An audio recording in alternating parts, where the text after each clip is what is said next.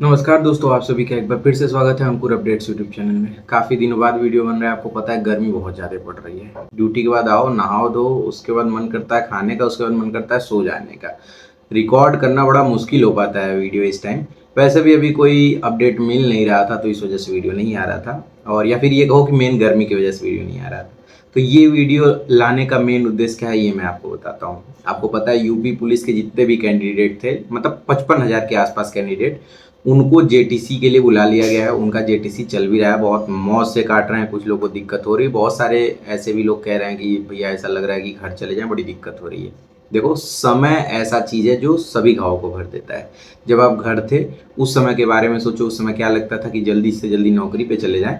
नौकरी पे चले जाएंगे, सारी चीज़ें सही हो जाएंगी। तो अभी जो सारी चीज़ें सही होने वाला दौर है वो थोड़ा सा और टाइम लेगा। कुल मिला के धीरे धीरे सारी चीज़ें सही हो जाएंगी, मन भी लगने लगेगा। धीरे धीरे समझ जाओगे कि नौकरी और घर में कैसे सामंजस्य बिठा के चलना है। बाकी सबसे इम्पोर्टेंट चीज़ ये हो जा रही है कि जिनके ऊपर एफआईआर था, मतलब एफआईआर पेंडिंग में हो, या फिर उनका एफआईआर लग चुका हो, या फिर कोई और मैटर हो, मतलब नीट एंड क्लीन नहीं थे, उनकी ज्वाइनिंग हुई या होना स्टार्ट हुई या नहीं। तो इसकी जानकारी के लिए मैं आपसे ही पूछना चाहूँगा कि आप मुझे बताओ, अगर इस टाइप के कैंडिडेट हो कि आपका मामला पेंडिंग है और आप अपने एसपी ऑफिस या फिर डीएम ऑफिस गए थे पता करने, तो वहाँ आपको क्या बताया गया है और फाइनली क्या कहा गया है कि आपकी ज्वाइनिंग होगी या नहीं होगी? अगर होगी तो कब होगी, और अगर नहीं होगी तो उसके लिए कोई सबूत दिए हैं कि नहीं?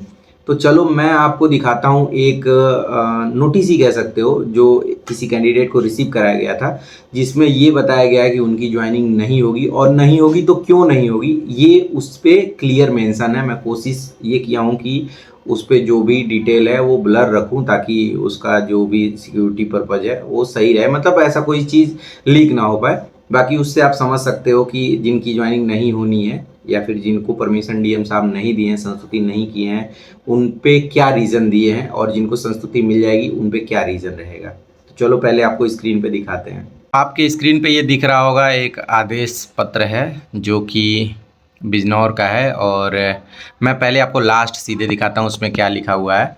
शासनादेश फलाने फलाने दिनांक इतने, मतलब ये कोई शासनादेश होगा जिसमें ये चीज़ अंकित हुआ होगा कि निहित प्राविधानों के अनुसार जिला मजिस्ट्रेट बागपत द्वारा उपलब्ध कराए गए अभिमत से अनुपयुक्त पाए जाने के फलस्वरूप उत्तर प्रदेश पुलिस आरक्षी तथा मुख्य आरक्षी सेवा नियमावली 2015 एवं प्रथम संशोधन नियमावली 2017 में प्राविधानित व्यवस्थानुसार इनका चयन अभ्यर्थन निरस्त किया जाता है, मतलब निरस्त कर दिया गया।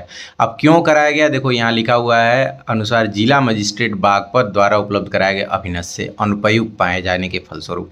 इसका मतलब ये समझ लो कि इन जो ये कैंडिडेट हैं जिनका ये लेटर है, जिनको रिसीव कराया गया है, इनके जो डीएम साहब थे उस पर संस्तुति नहीं किए हैं।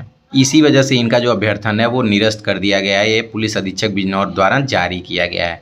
अब इसमें क्या मतलब ऐसा चीज़ दिखा डीएम साहब को जिसकी वजह से इनका अभ्यर्थन निरस्त किया गया, ये चलिए मैं आपको दिखाने की कोशिश करता हूँ। आप ऊपर से पढ़िएगा, बीच में चीज़ें ब्लर हैं क्योंकि वो सारी चीज़ें डिटेल में दी हुई हैं। उत्तर प्रदेश पुलिस आरक्षी तथा मुख्य आरक्षी सेवा नियमावली इतना के अनुसार हम सीधे आ जाते हैं यहाँ कि चिकित्सा परीक्षा की कार्रवाई उपरांत अनुपयुक्त का अनापत्ति प्रमाण पत्र के साथ भर्ती पत्रावली इस कार्यालय में उपलब्ध कराई गई, जिसमें जनपद बागपत स्तर पर गठित जनपदीय चिकित्सा परिषद द्वारा उपयुक्त पाया गया। मतलब इनका मेडिकल हो गया।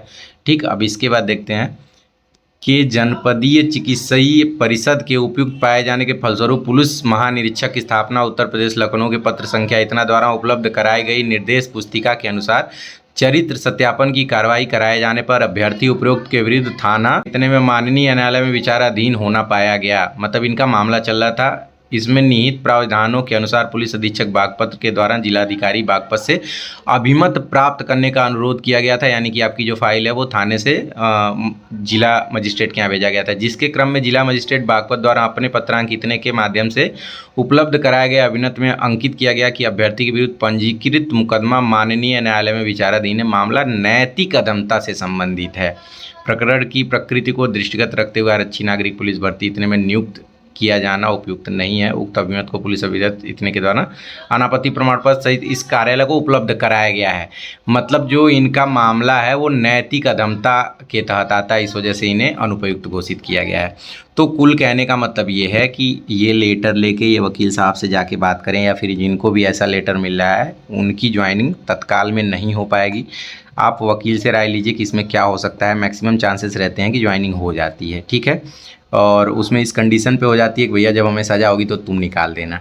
बाकी जिनके भी लेटर पे डीएम साहब ने संस्तुति कर दी है कि ज्वाइनिंग हो जाएगी, थोड़ा सा टाइम लग सकता है। आप मुझे बताओ कि आपका करंट स्टेटस क्या है, आपने बात किया तो वहाँ पे क्या पता चला। बहुत सारे ज़िले के डीएम ऐसे हैं जिन्होंने किसी भी कैंडिडेट को संस्तुति नहीं दी है, सीधे एकदम अपना हाथ पीछे खींच लिया, जबकि उनको ये चाहिए था, जो ज़िले के विधिक अधिकारी होते हैं उनसे परामर्श लेना चाहिए था उन्हें कि इनकी ज्वाइनिंग की जा सकती है या नहीं की जा सकती है। क्योंकि बहुत सारे ज़िले के डीएम ऐसे हैं जिन्होंने संस्तुति कर दिया, पता नहीं उनको क्या दिक्कत है क्या नहीं है, मतलब करना उनको यही चाहिए था कायदे से। लेकिन ठीक है, अब क्या कर सकते हैं। मेरे कहने का मतलब यह है कि लास्ट तक कोशिश करना है। अगर पॉसिबल है नौकरी लेने के, मतलब नौकरी मिलने की चांसेस हैं, तो आप कोशिश करते रहिएगा, भले ही कोर्ट जाना पड़े। बाकी कुछ दिनों में जितने भी ऐसे कैंडिडेट हैं जिनकी फाइल संस्तुति की जा चुकी है उनकी ज्वाइनिंग हो जाएगी।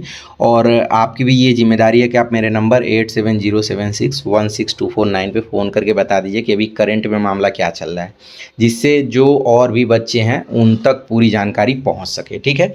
उसके बाद मैं वीडियो बना के इसको डाल दूंगा। तो सोचा कि मैं आपको ये जानकारी दे दूं, और बाकी कोई और चीज़ें पता चलती रहेंगी तो आपको बताता रहूँगा। बाकी एक चीज़ ध्यान रखना, ट्रेनिंग में कुछ दिन दिक्कत महसूस होगी, ऐसा लग रहा होगा कि नौकरी छोड़ के घर गाय गोरू पाल लेंगे और उसी ज़िंदगी चल जाएगी, तो ऐसा होता नहीं है। देखो, कुछ दिन दिक्कत होती है, छोड़ के चले जाओगे बाद में बहुत अफसोस होगा पूरी ज़िंदगी। तो छोड़ के नहीं जाना, गिरते रहो, पढ़ते रहो, लड़ते रहो। शेर हो यार, जब रात रात जगते थे तब एक बार भी नहीं सोचे, तो जग के लिए हो, नौकरी मेहनत से लिए हो यार। क्यों, अभी कुछ ही दिन तो हुआ आपके पटीदारों के चेहरे पे निराशा आ गई है, कुछ ही दिन हुआ, आप ये देख रहे हो कि कम से कम 7-8 दिन आप लोग के जाने के बाद आपके घर वाले तो चलो मोह माया नहीं खाए, आपके पटीदार नहीं खा रहे थे कि अरे यार कैसे उसकी नौकरी लग गई, क्या चाहते हो फिर से खुश हो जाए वो। तो ऐसा मत करो यार, बहुत मुश्किल से मिला है, कुछ दिन बाद सारी चीज़ें सही हो जाएगी, ज़िंदगी भर घर नहीं रहोगे, ठीक है। तो टेंशन फ्री रहो। बाकी कोई और जानकारी मिलती है तो एक बार फिर से हाजिर होते हैं आप सभी के बीच, तब तक अपना ध्यान रखिएगा, बाय बाय।